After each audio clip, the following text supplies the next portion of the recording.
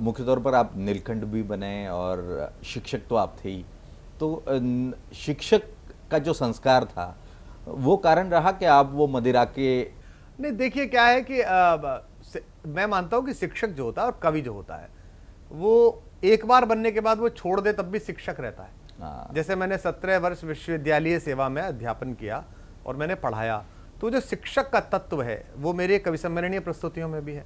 वो स्वर्ण स्वर भारत में यहाँ प्रतिभागियों को जो बातचीत की जा रही है, उन्हें जो सिखाया जा रहा है, जी पर मैं आशा करता हूँ कि शनिवार रविवार रात 8 बजे हमारे दर्शक देखते होंगे। भारत निर्माण का एक बहुत ही अद्भुत किस्म का शो जी ने तैयार किया है, जिसमें आध्यात्मिक, देशभक्ति के और धार्मिक और हमारी मानव परंपराओं के गीतों का गायन है, और एक कोई मैथोलॉजिकल कहानी बड़े साइंटिफिक एंगल से, वैज्ञानिक दृष्टिकोण से उसको प्रस्तुत किया जाता है। तो शिक्षक तो उसके अंदर रहता ही है, और उसके अंदर शिक्षक का तत्व रहना भी चाहिए और कवि का तत्व भी रहना चाहिए। जहां तक आप कह रहे हैं कि सार्वजनिक जीवन के जो व्यसन है उनसे दूरी, वो पारिवारिक संस्कार से आती है।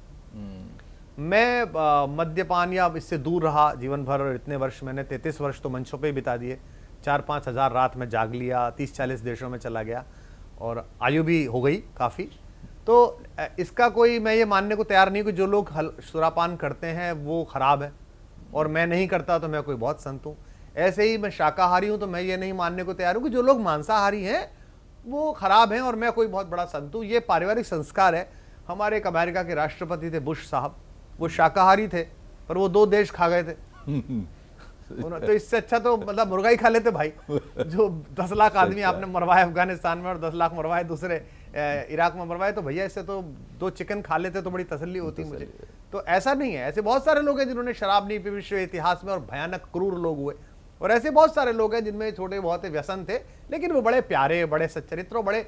हमने चरित्र की इस देश में जो व्याख्या है इन दिनों पिछले अनेक वर्षों से, वो हमने शारीरिक शुद्धता पर ज्यादा केंद्रित कर दिया, आत्मिक शुद्धता पर कम करी है। जबकि अगर प्राथमिकता में देखो, सबसे पहले आत्मिक शुद्धता आती है, फिर मन की शुद्धता आती है, मन और मानस की, उसके बाद शरीर की शुद्धता आती है।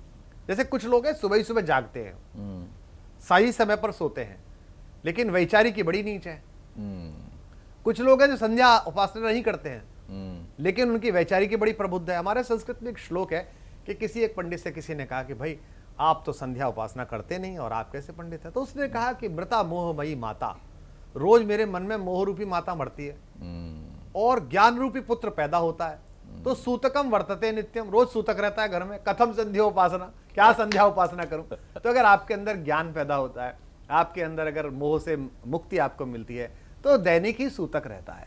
मैं शारीरिक शुचिता का ध्यान मेरे जीवन में पद्धति में इसलिए आ गया क्योंकि मेरा परिवार जो है, मेरे पिता अध्यापक, मेरी माँ बहुत सदगृहस्थ गृहिणी, भाई, और मैं घर में सबसे छोटा।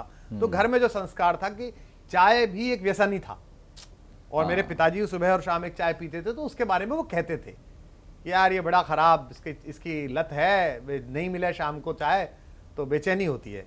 तो हमें भी लग गया कि यार ये ठीक चीज नहीं है, तो हम चाय पीते हैं, लेकिन ऐसा नहीं है कि वो नहीं मिलेगी। अगर अमेरिका दौरे पे शुरू में होते थे, खैर अब तो वहां भारतीयों का बड़ा प्रेम हो गया पिछले 10-15 वर्षों से। शुरू में जब जाते थे 2004-2003 में, लोकप्रियता इतनी नहीं थी, तो ये नहीं था कि 12 दिन 13 दिन चाय नहीं मिली अच्छी, या जैसी घर में मिलती है तो बड़ी बेचैनी है लोगों को, वो नहीं था।